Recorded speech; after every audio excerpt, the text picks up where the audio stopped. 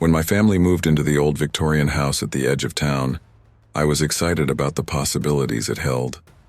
The place was massive, with more rooms than we knew what to do with, and an attic that promised endless discoveries. It was the kind of house that seemed to whisper secrets as you walked through its creaking halls. The attic was a dusty labyrinth of forgotten relics from the past owners, ancient trunks, moth-eaten clothes, and stacks of yellowed newspapers. I spent hours up there lost in the past, until one evening I found the mirror. It was tucked away in the corner, covered by a heavy moth-eaten sheet. I pulled the fabric off and revealed an ornate, full-length mirror with an intricate frame that looked like it belonged in a museum. The glass was cloudy, but as I wiped it clean, it became startlingly clear, reflecting the dim light from the single bulb hanging from the rafters. That night, I lay in bed, the image of the mirror etched into my mind. I felt a strange pull, an urge to go back and look into it again. I tried to shake the feeling, but it only grew stronger. Finally, unable to resist, I crept back up to the attic. Standing before the mirror, I shivered as a cold draft brushed past me. I looked at my reflection, and for a moment everything seemed normal. Then, as I was about to turn away, I saw it, a flicker of movement that wasn't mine. My reflection smiled, but I hadn't. I froze, my heart pounding. The reflection's smile widened into something grotesque, eyes darkening into voids. I wanted to run, but I couldn't tear my eyes away. The reflection raised a hand and waved slowly, mockingly. My own hand remained at my side, trembling. I stumbled back, breaking the spell. The reflection returned to normal, mirroring my terrified expression. I fled down the stairs, the sound of my footsteps echoing in the empty house. That night, sleep eluded me, my mind replaying the unsettling scene over and over. The next morning, the mirror seemed to taunt me. It was just a mirror, I told myself. I must have imagined it. But deep down, I knew something was wrong. I resolved not to go back up there, but the pull was too strong. Each night I found myself standing before the mirror, unable to resist its lure. The reflection grew bolder, more sinister, showing me things I couldn't explain. Images of myself doing terrible things, things I would never do. Each night, the line between the reflection and reality blurred a little more. As the days passed, I began to feel the effects. My sleep was restless, haunted by nightmares of the things I saw in the mirror. I started to avoid my family, afraid they would see the madness growing within me. Then one night I saw something that made my blood run cold. In the reflection, I was standing over my parents' bed, a knife in hand. I watched in horror as my mirrored self plunged the blade down over and over, the scene drenched in crimson. I woke up screaming, my parents rushing in to comfort me. They said it was just a nightmare, but I knew better. The mirror was showing me something more than dreams. It was showing me the future. The days blurred together as I fell deeper into a pit of paranoia and dread. I tried to ignore the mirror, but its grip on me tightened. I would catch myself glancing at it from the corner of my eye, and every time I felt a chill run down my spine. The visions grew more disturbing. One night I saw myself dragging a lifeless figure through a dark hallway. The figure's face was hidden, but the cold, lifeless nature of it sent shivers down my spine. The reflection showed me hiding the body under the floorboards, the same floorboards that now creaked ominously under my weight. I spent hours pacing the attic, convinced that the mirror was trying to drive me mad. My parents grew worried about my increasingly erratic behavior. They attributed it to the stress of the move and tried to comfort me, but their words felt hollow. I couldn't explain the mirror to them, not without sounding insane. One evening I decided to face my fears head on. I would confront whatever was happening with the mirror and try to understand it. I went up to the attic, heart pounding. The mirror stood there, silent and menacing. I stared at my reflection, bracing myself for the worst. Nothing happened. For a few moments, the reflection was just me, looking back with tired eyes. I let out a breath I didn't realize I was holding. Maybe it was just my imagination, I thought. Then, as I was about to turn away, the mirror shifted. My reflection began to change, becoming a grotesque caricature of myself. The eyes were hollow, the mouth twisted into a macabre grin. The figure in the reflection began to move on its own, stepping out of the frame as though it was escaping from the glass. Panicked, I stumbled back, knocking over a pile of old newspapers. The mirror's surface rippled, distorting my reflection into a nightmarish scene. The room seemed to grow colder, and the mirror started to hum with an otherworldly energy. The reflection reached out, its hand stretching beyond the glass, fingers curling as if to grab me. I bolted down the stairs, my heart racing. I could still feel the chill of the mirror on my skin as though it had followed me. I tried to tell myself it was just a bad dream, but the terror was all too real. I stayed awake that night, the sound of my own breathing and the occasional creak of the house my only company. In the days that followed, the mirror's grip tightened. I began to see the reflections in the mirror even when I wasn't looking directly at it. Shadows moving in the corners of my vision, glimpses of horrific scenes when I passed by the attic door. I felt as though I was being watched, the mirror's malevolent presence always lurking just beyond the edge of my perception. My parents noticed my increasing isolation and tried to intervene, but I could hardly speak to them without feeling like I was betraying the horror that was consuming me. I started to lose track of time, my days merging into a haze of fear and paranoia. Then, the reflection showed me something that I couldn't ignore. My own face, covered in blood, standing over an old, decrepit book that I had never seen before. The book was bound in what looked like human skin, its pages filled with cryptic symbols and messages. I had to know what it was. Desperate for answers and terrified of what I might find, I ventured back up to the attic. The mirror seemed to watch me with a hungry anticipation as I searched through the dusty relics. I scoured the attic, shuffling through old boxes and forgotten items, driven by an insatiable need to find the book from the mirror. The attic's dim light cast eerie shadows, and the air felt heavy with anticipation. Every creak of the floorboard seemed amplified, adding to the growing tension. Finally, buried beneath a pile of ancient clothes and broken furniture, I found it. The book was small and unassuming, bound in a material that made my skin crawl, a sickly mottled texture that resembled human skin. The cover was embossed with an intricate, unreadable symbol. My hands trembled as I opened it. The pages were yellowed and brittle, filled with strange symbols and diagrams that seemed to shift and change as I tried to focus on them. Some pages were covered in handwritten notes, their ink smeared and faded with age. The words were in a language I couldn't understand, but the tone was unmistakably sinister. I flipped through the pages, feeling a growing sense of dread as I saw illustrations of horrific rituals and grotesque figures. It was as though the book was alive, its contents pulsing with a dark energy that seemed to resonate with the mirror's malevolence. One particular page caught my eye. It depicted a ritual involving a mirror and a sacrifice, a grotesque ceremony designed to bind a soul to the reflection. My stomach churned as I realized that the ritual was meant to summon something from the mirror into the real world. As I continued to read, I noticed something chilling. The mirror was not just a portal, but a trap. The reflections weren't merely images. They were manifestations of the mirror's malevolent will trying to break free. The more I looked into it, the more it sought to control and consume me. I slammed the book shut, my heart racing. I needed to destroy it, to get rid of the mirror and everything associated with it. I carried the book downstairs, intent on burning it. But as I reached the bottom of the stairs, a sudden coldness gripped the air. The temperature dropped, and I could see my breath fogging up in front of me. A voice, deep and distorted, echoed through the house. It seemed to come from everywhere and nowhere at once, whispering my name. I dropped the book in terror, the echoing voice growing louder and more insistent. I ran through the house trying to find the source, but the voice followed me, relentless. I rushed back to the attic, determined to confront the mirror. I needed to end this, to sever whatever connection the mirror had to the book and to me. I faced the mirror, my reflection looking back at me with an unnatural calm. It was no longer just a reflection. It was a living entity, watching and waiting. The mirror began to pulse, the glass rippling as though it was alive. My reflection started to move independently, its eyes following me with a malevolent gaze. I tried to look away, but I felt a pull, a compulsion to keep my gaze fixed on the mirror. Suddenly, the reflection's expression twisted into something horrific. It smiled, revealing rows of sharp, predatory teeth. The mirror's surface darkened, and I saw an endless void within it, as though it was trying to pull me inside. I stumbled back, the pull of the mirror growing stronger.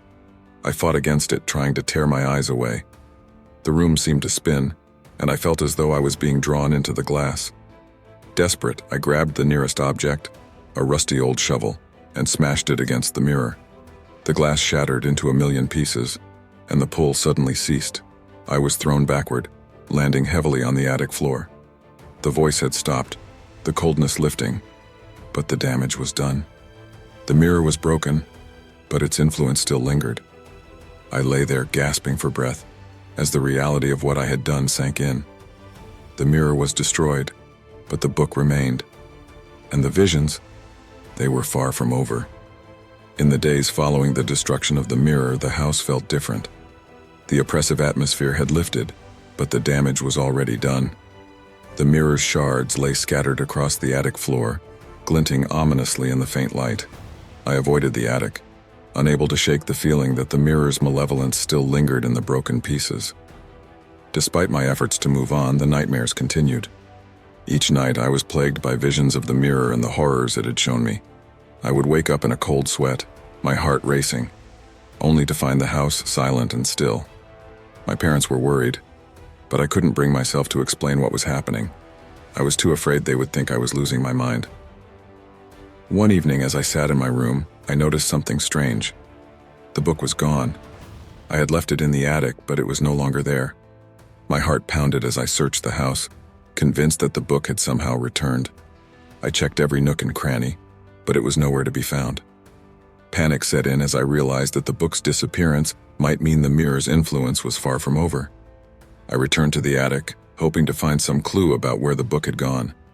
The shattered mirror pieces were still there, a grim reminder of the horrors I had faced. As I examined the attic, I found a strange, unsettling discovery. In the corner where the mirror had once stood, there was a new addition, a large, ornate frame with no glass. It was as if the mirror had somehow reappeared, but with a different, more ominous form. The frame was covered in the same grotesque symbols as the book, and a sense of dread washed over me.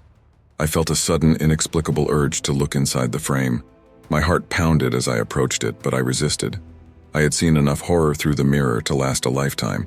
Instead, I decided to cover the frame with a sheet and forget about it. That night, I was unable to sleep.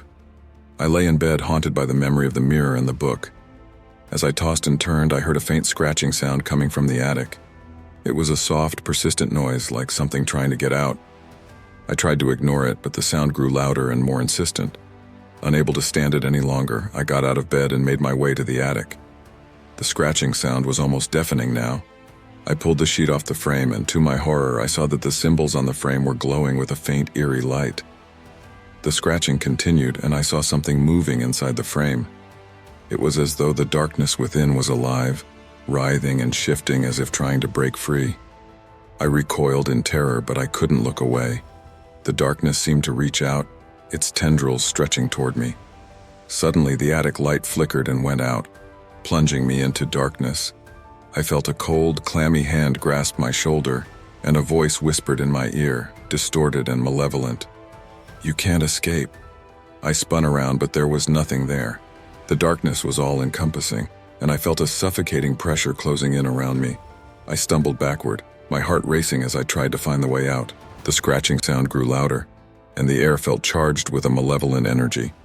Desperate, I fled the attic, slamming the door behind me. I could still hear the scratching, the whispers growing fainter as I descended the stairs.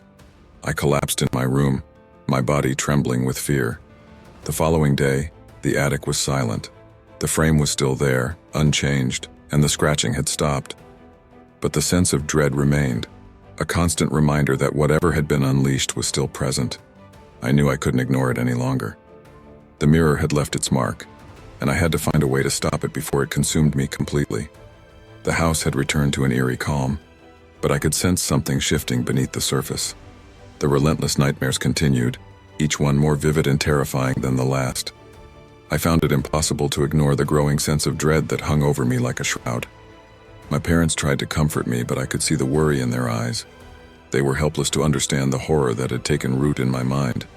The frame in the attic seemed to mock me with its silent presence. Every time I passed by the attic door, I could feel a cold, unsettling draft seeping through the cracks.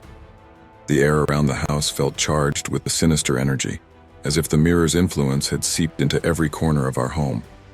One night, after another restless day, I found myself drawn to the attic once more. The frame's ominous presence had become a constant source of torment, and I needed to know if it held any connection to the nightmares plaguing me.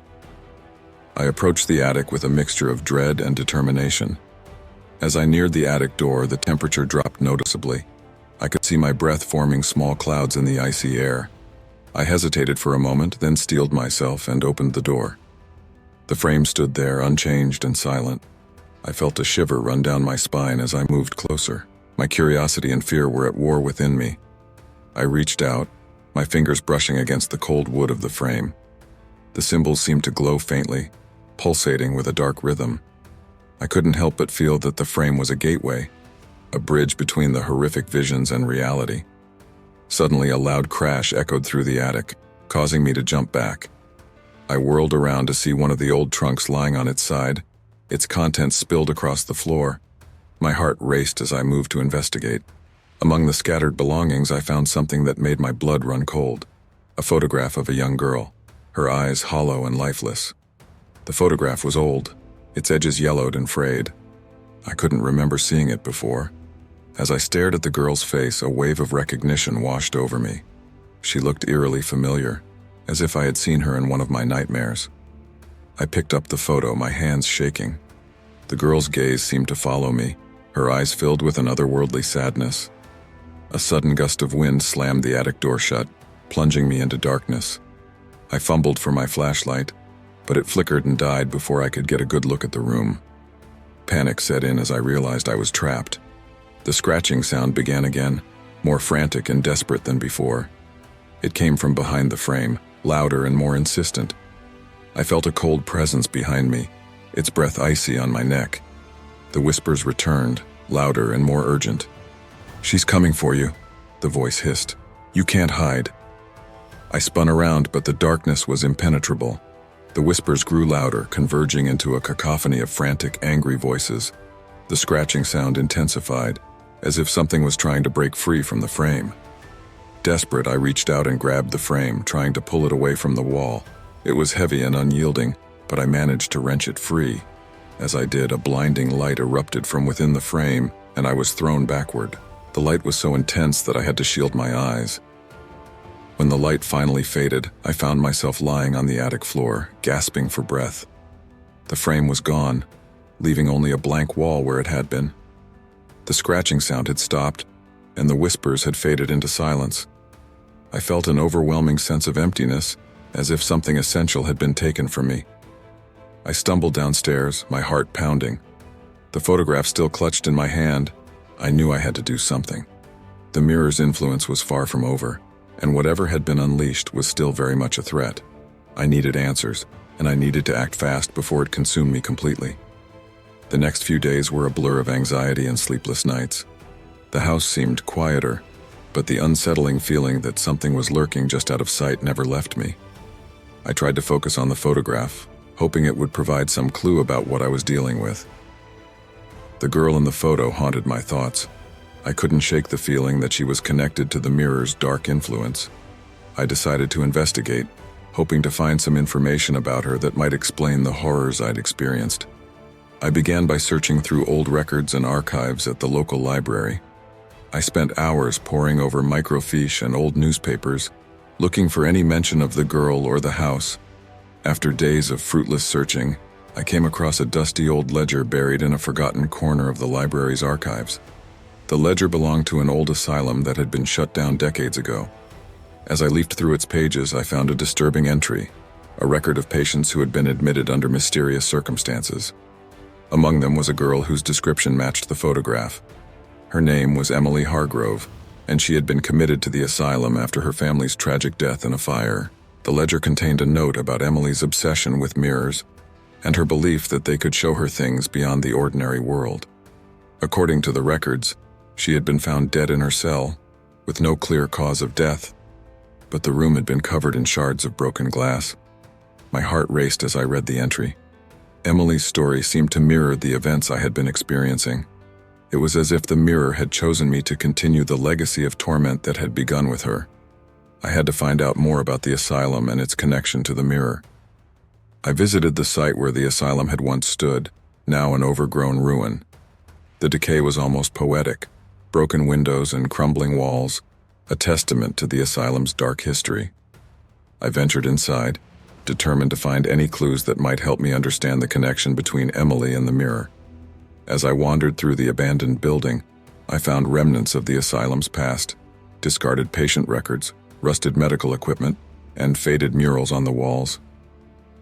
One room in particular caught my attention. It was a small, dimly lit room filled with broken furniture and scattered papers. On the wall there was a large mirror, its glass cracked and shattered. The sight of the mirror sent a chill down my spine. I approached it cautiously, noticing the remnants of old drawings and scribblings around the frame. Some of the drawings were disturbing, images of people trapped in mirrors, eyes wide with fear. Among the papers scattered on the floor, I found a journal belonging to one of the asylum's doctors. The journal detailed experiments conducted on patients, including Emily. The experiments involved attempting to access other dimensions through mirrors, with the goal of understanding the nature of reality. It seemed that Emily had been one of the most troubled subjects, her obsession with mirrors becoming increasingly dangerous. The journal's final entries were cryptic and unsettling. They spoke of a mirror that had become a gateway to something malevolent, a force that fed on fear and despair. The last entry mentioned a ritual designed to close the gateway, but it was clear that it had not been completed. I left the asylum with a growing sense of urgency. The connection between Emily's story and my own experiences was undeniable. I needed to find a way to complete the ritual mentioned in the journal, to close the gateway and end the mirror's influence once and for all. Back at home, I researched the ritual described in the journal, piecing together the missing components. The ritual involved specific ingredients, symbols, and incantations. I knew it wouldn't be easy, but it was my only hope of ending the nightmare that had taken over my life. As I prepared for the ritual, I couldn't shake the feeling that Emily's spirit, or whatever remained of her, was still trapped within the mirror's remnants. The more I delved into the ritual, the more I felt her presence, a spectral force guiding and tormenting me in equal measure. The final confrontation was drawing near, and I had to be ready for whatever lay ahead. The ritual was set for the next full moon. According to the journal, the power of the ritual was strongest during this time, when the veil between worlds was thinnest. I gathered all the ingredients and materials outlined in the journal, herbs, candles, and the ancient symbols that had been scrawled in the asylum's notes. In the dead of night, I ascended to the attic, determined to face whatever lay in wait. The cold air hit me as I entered, and the remnants of the broken mirror glinted menacingly in the darkness. I set up the ritual space in the center of the room, drawing the symbols on the floor with chalk and arranging the candles around them. The air was thick with anticipation as I prepared the final components of the ritual. I could feel the oppressive energy of the mirror still lingering, a reminder of the malevolence that had plagued me. The photograph of Emily lay beside me, her hollow eyes seeming to watch over the proceedings. I lit the candles and began chanting the incantations from the journal, my voice trembling as I recited the ancient words. The room seemed to come alive with the energy of the ritual. The temperature dropped, and the shadows around me seemed to dance with an eerie light. As I continued the chant, the mirror's shards began to stir. They moved as if guided by an unseen force, shifting and rearranging themselves into the shape of a complete mirror. I watched in horror as the mirror reassembled itself, its glass now intact but still cracked and fractured. The surface shimmered with a malevolent glow, reflecting distorted images of the attic. The ritual was halfway complete when a sudden gust of wind extinguished the candles, plunging the room into darkness. The whispers returned, louder and more urgent than before. I could hear them clearly now, a cacophony of voices crying out in despair. The frame of the mirror began to tremble, and the darkness within seemed to pulse with a life of its own. I fumbled for the matches, relighting the candles as quickly as I could. The light revealed a sight that made my blood run cold. The reflection in the mirror was no longer just distorted. It showed a nightmarish scene of myself performing the ritual, but with horrific twisted features. The figure in the reflection moved independently, its eyes glowing with a predatory light. I pressed on, my voice growing more desperate as I completed the final incantations. The air crackled with energy, and the mirror's surface began to ripple and distort. I could see the shadows reaching out from within, trying to escape the confines of the glass. As I finished the final words of the ritual, a blinding flash of light erupted from the mirror, I shielded my eyes, feeling an intense pressure on my chest as if the very fabric of reality was being torn apart. The mirror's surface seemed to implode, the shards scattering in all directions. The attic was filled with an overwhelming silence. I cautiously approached the now shattered remnants of the mirror.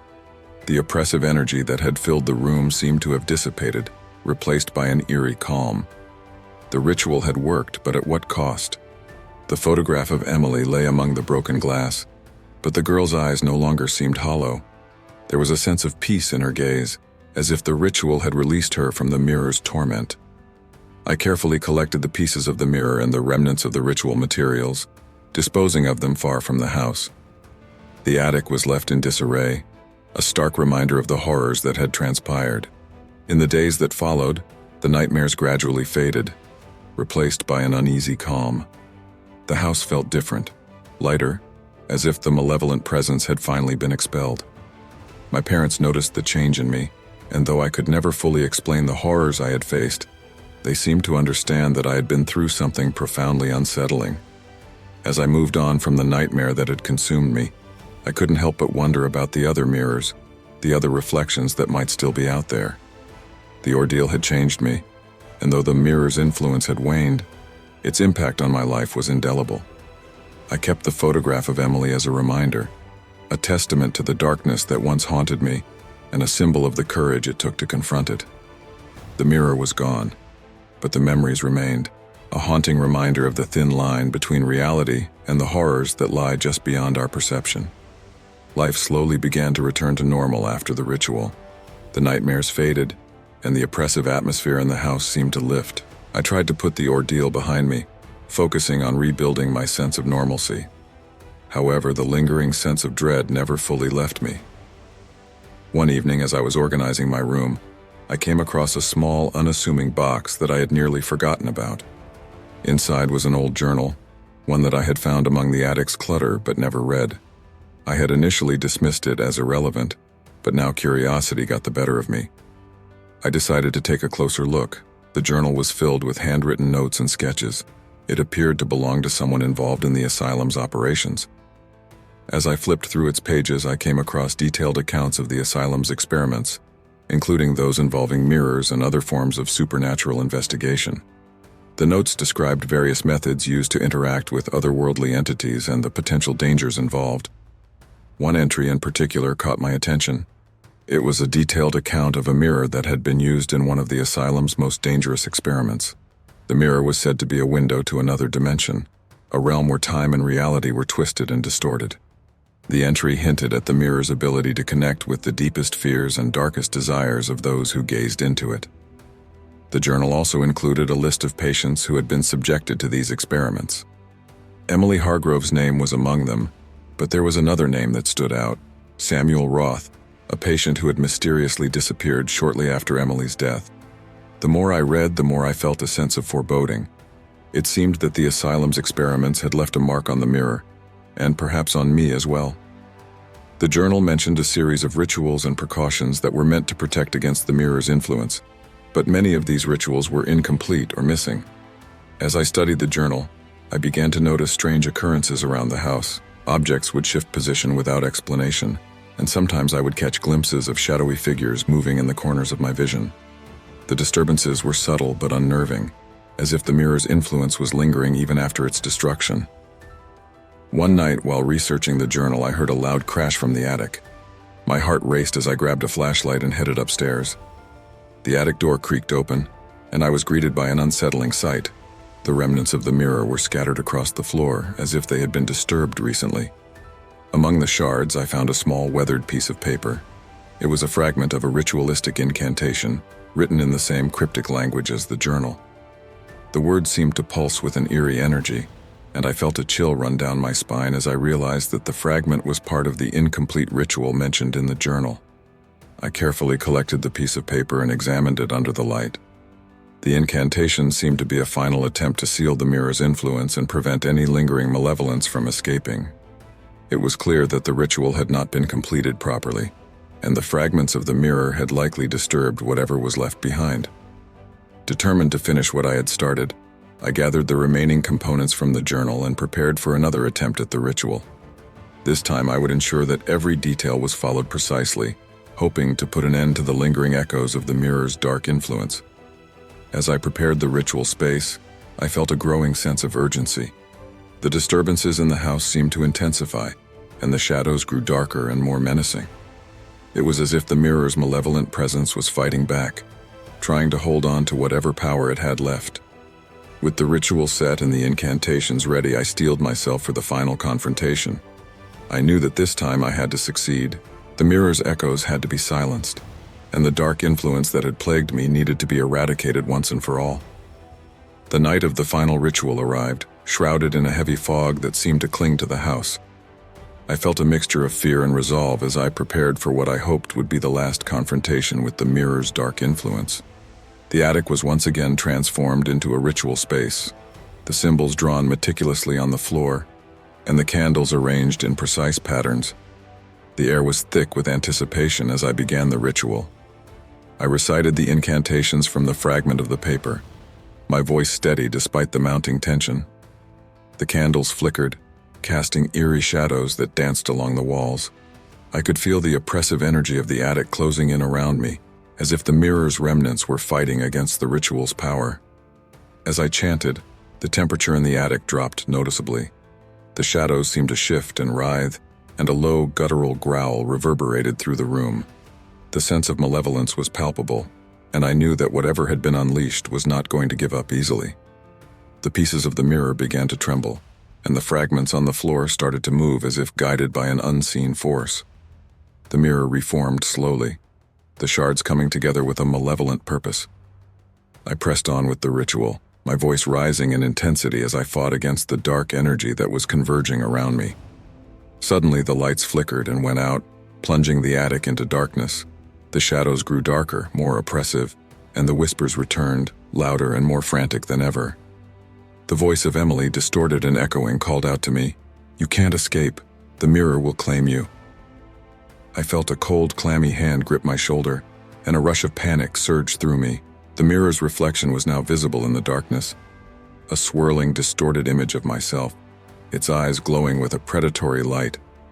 The reflection seemed to move independently, its expression twisted into a horrifying grin. Desperate, I grabbed the fragment of the incantation and continued chanting, my voice barely audible over the cacophony of whispers. The mirror's surface began to ripple, the shadows within it stretching out like tendrils reaching for me. The air around me crackled with energy as the mirror fought against the ritual's power. I could feel the very fabric of reality warping and distorting, as if the mirror was trying to tear a hole between worlds. The whispers grew louder, and the room was filled with an unbearable pressure. With a final, desperate shout, I completed the incantation. A blinding flash of light erupted from the mirror, engulfing the attic in a searing brilliance. The light was so intense that I had to shield my eyes, and the heat was almost unbearable. When the light finally faded, I found myself lying on the attic floor, gasping for breath. The mirror was gone, the fragments reduced to dust. The oppressive atmosphere had lifted, replaced by an eerie stillness. The whispers had ceased, and the shadows had receded. I slowly got to my feet, surveying the attic. The symbols on the floor had vanished, and the room felt lighter, as if the dark presence had been expelled. I felt an overwhelming sense of relief, but also a deep exhaustion. The ordeal had taken a toll on me, and I knew that the mirror's influence was finally over. The house seemed to breathe a sigh of relief. The disturbances stopped, and the uneasy feeling that had plagued me for so long was gone. I knew that I had faced something truly horrifying and had come out on the other side. The mirror's dark influence was no more. As I left the attic and closed the door behind me, I took one last look at the house. It was a place of memories, both horrifying and victorious. The photograph of Emily remained a reminder of the darkness that had once consumed me, but also of the courage it took to confront it. The mirror was gone, but the lessons I had learned would stay with me forever. I had faced the shadows and emerged victorious, a testament to the strength of the human spirit even in the face of the darkest fears. The weeks following the final ritual were a time of recovery and reflection. The house felt different, lighter, more serene. The shadows that had once lurked in every corner had vanished, replaced by a sense of calm that I hadn't felt in a long time. My nightmares, once so vivid and terrifying, had finally subsided. Despite the relief, I couldn't shake the feeling that something had changed within me. The experience had left a mark, and I found myself more introspective and cautious. I kept the photograph of Emily in a place of honor, a reminder of the ordeal and the strength it had taken to face it. One evening, while sorting through old belongings, I came across an envelope that I had missed before. It was addressed to me in a handwriting I didn't recognize. My heart raced as I opened it, revealing a letter and another photograph. The letter was written in a shaky, desperate hand, and it began with a heartfelt apology. It was from the asylum doctor mentioned in the journal, the one who had overseen the experiments. The letter detailed the doctor's regret over the experiments and the unintended consequences they had wrought. It spoke of Emily's tragic fate and the malevolent force that had been awakened. The doctor explained that the mirror was a conduit to a dark realm, a place where fears and desires were amplified and distorted. The experiments had been intended to explore the boundaries of human consciousness, but they had instead opened a door to something far more sinister. The mirror's influence had taken on a life of its own, and the doctor had been unable to contain it. The letter concluded with a plea for forgiveness and a warning.